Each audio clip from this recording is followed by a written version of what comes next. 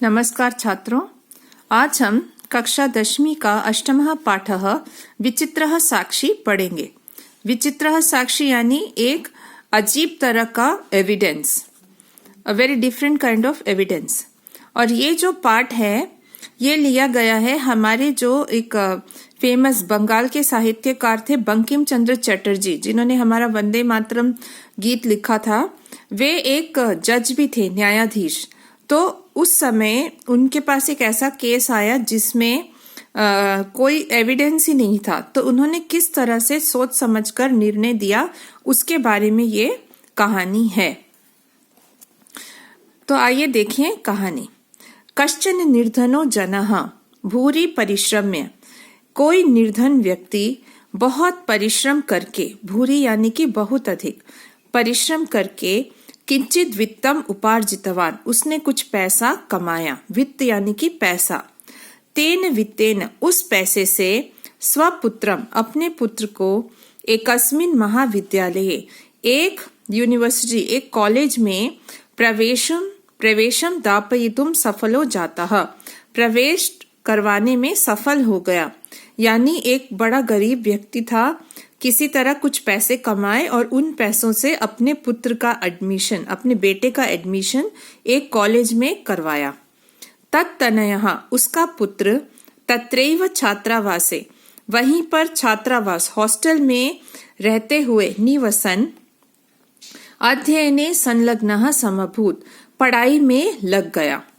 एकदा स पिता, एक बार वह पिता यानी वह गरीब व्यक्ति, तनुजस्य रुग्णताम आकर्ण्य, अपने पुत्र के बीमारी को सुनकर, शायद वो लड़का वहां पढ़ता था हॉस्टल में, बीमार पड़ गया, तो वह अपने पुत्र को देखने जाने की इच्छा करने लगा।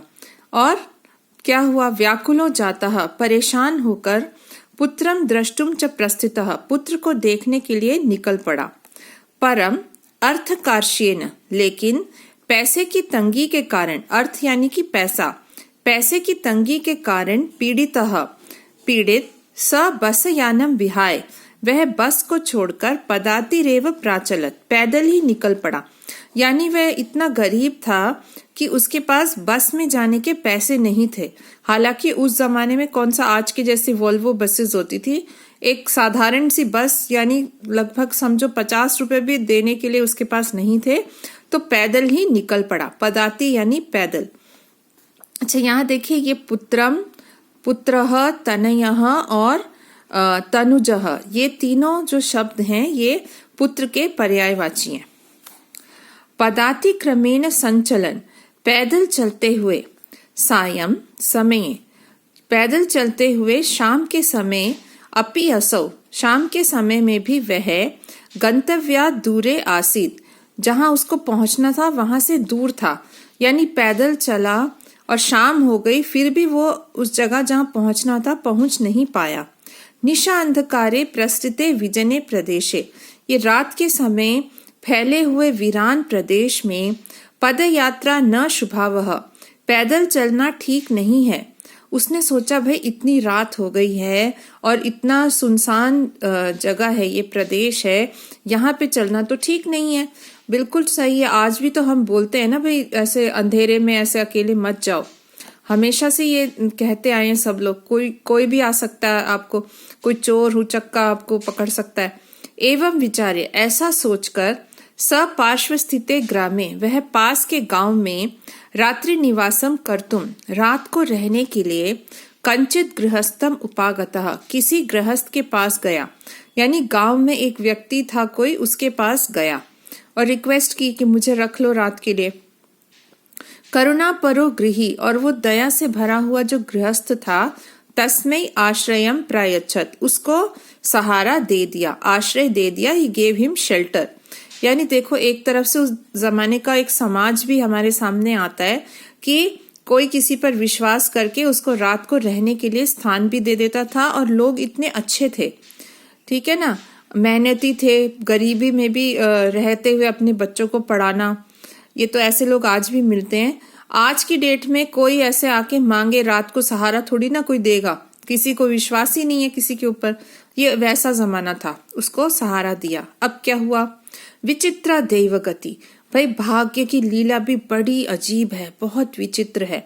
दैव यानी कि भाग्य, गति यानी कि लीला, भाग्य की लीला बहुत अजीब है। तस्यामेव रात्रौ, उसी रात को, तस्मिन् गृहे, उस घर में, कश्चन चौरः, कोई चोर, गृहाभ्यंतरम प्रविष्टः, घर के अंदर आ गया। देखो इसकी किस्मत देखो, बेचारा उस दिन वहां आया, रात को रुका हुआ था, उसी दिन रात को उस घर में एक चोर ने प्रवेश किया। तत्र निहिताम एकाम मंजूषाम आदाय पलायितः, और वहां रखी हुई एक पेटी, एक बॉक्स को लेकर निकल पड़ा। चोर आया और एक पेटी रखी थी, उसको लेके निकल पड़ा। चौरस्य पाद ध्वनिना, चोर के पैरों की आवाज से, प्रबुद्धो अतिथि ही, जागा हुआ वह अतिथि, वह मेहमान, वह गरीब व्यक्ति, चौर शंकया, उसको शक पड़ा कि हाँ ये चोर है। तम अन्वधावत, उसके पीछे दौड़ा, अग्रहणाच, और पकड़ लिया, उसको पकड़ लिया। इस व्यक्ति को, जो रुका हुआ था ना घर में, ये गरीब व्यक्ति, इसको शक पड़ गया, ओ चोर आया है, तो उसके पीछे दौड़ा और उसको पकड़ लिया। परम विचित्रम अघटत, लेकिन बहुत अनहोनी हो गई, अजीब बात हो गई। चौरः एव उच्च ही क्रोशितुम आरभत, इसने चोर को पकड़ा, इसको चिल्लाना चाहिए था, लेकिन ये नहीं चिल्लाया, उल्टा वे चोर चिल्लाने लगा, चौरो अयम इति, ये चोर है, ये चोर है, ऐसा। यानी जो चोर था उल्टा वो इसको देखकर चिल्लाने लगा कि ये चोर है। तस्य तारस्वरेण प्रबुद्धः ग्रामवासिनः, उसकी ऊंची आवाज से जागे हुए गांव के लोग, स्वगृहात् निष्क्रम्य, अपने घर से निकलकर, तत्र आगच्छन्, वहां पर आए, वराकाम अतिथिमेव च चौरम मत्वा अभर्त्सयन्, और बेचारे उस मेहमान को ही चोर मानकर उसको मारने लगे। उल्टा हो गया ना, देखो जो चोर था वो उल्टा चिल्लाने लगा और इसके ऊपर आक्रमण सबने किया कि अच्छा ये चोर है, इसको पीटने लगे। यद्यपि ग्रामस्य आरक्षी एव चोर आसीत्, जबकि गांव का चौकीदार, रक्षा करने वाला, वही चोर था। एक्चुअली जो गांव का रक्षा करने वाला था ना, जैसे चौकीदार होते हैं हर एरिया के, वो खुद चोर था और उल्टा लोगों ने इसको पीटना शुरू कर दिया।